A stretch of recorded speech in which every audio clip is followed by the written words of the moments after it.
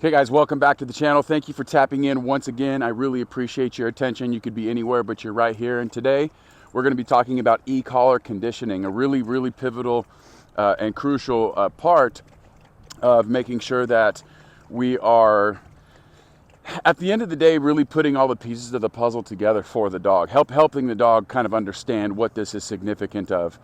And today we're utilizing what I always prescribe to my clients, which is today we have this is the Micro Educator by e-collar Technologies.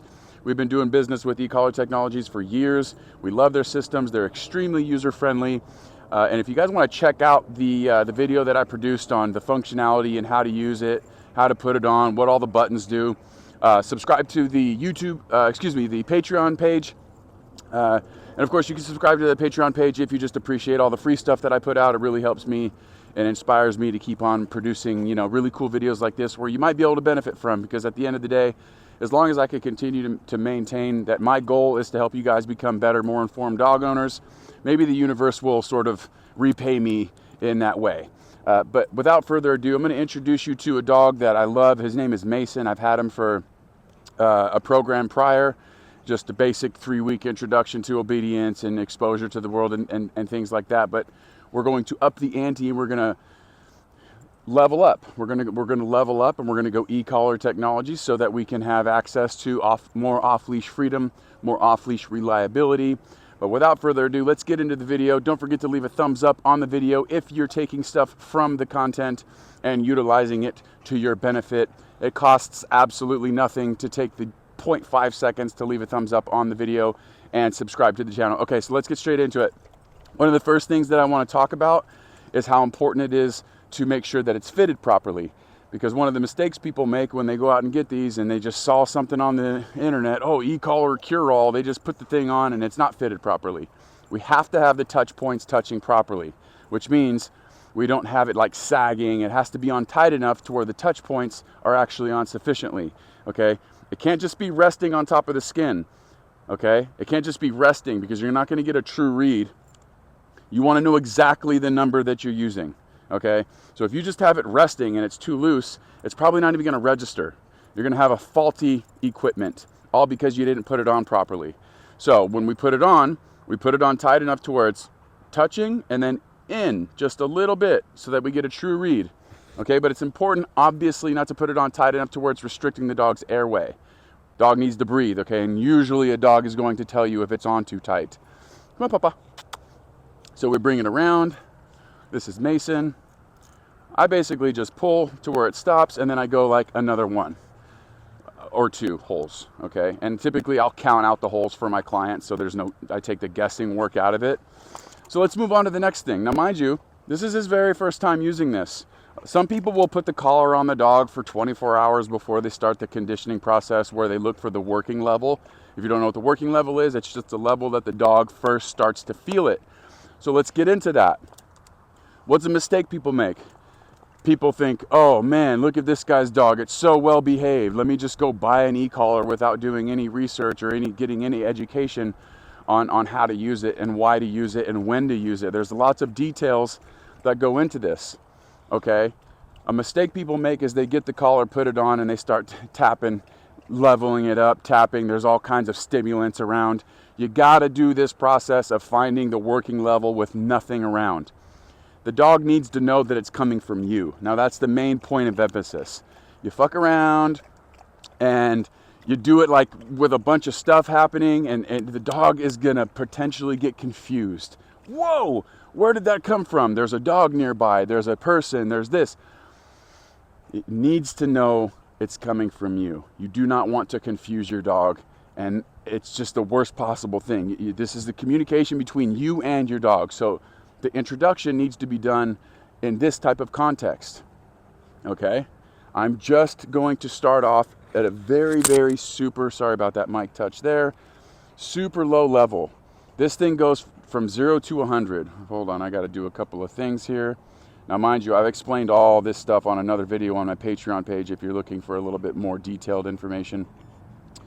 Okay, cool. 0 to 100, we're typically going to see a response from a dog at around level 5. It varies. It depends on the dog. You're Papa. long line video. If you haven't seen it yet, go check out my page. We're going to use a long line for this drill, but we're not ready for that yet. Just want to kind of engage this kid, give him a piece of food, right? It's me and him. He's paying attention to me now. Good. And what I'm going to do is sit.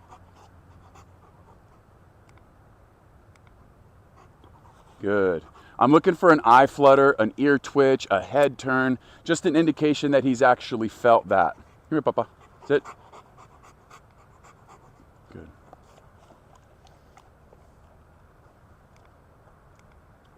Come here. Good.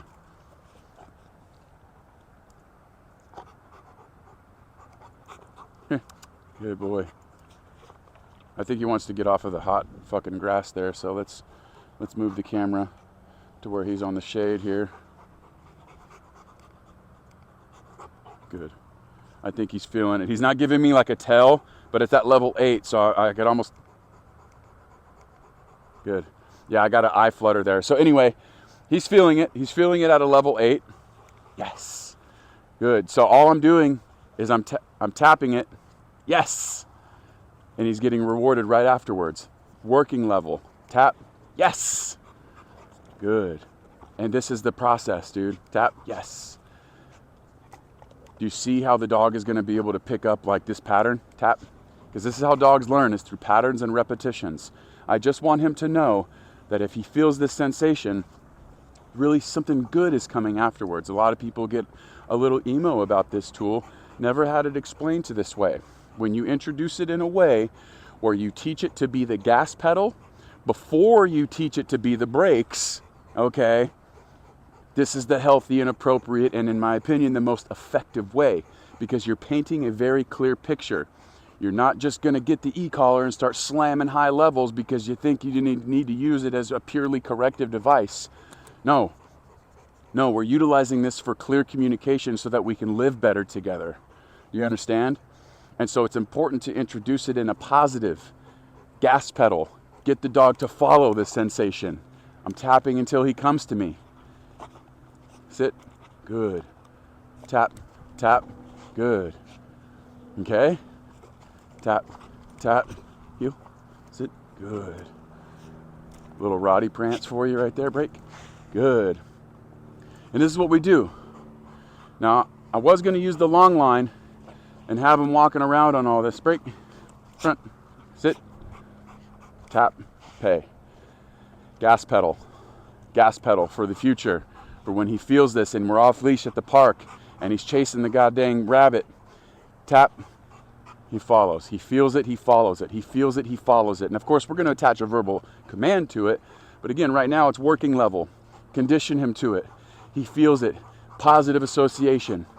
Guys, that's all I got for this video right now. I'm going to cut it and I'm going to continue to finish his meal here. And this is all we're going to do. The introductory, finding the working level.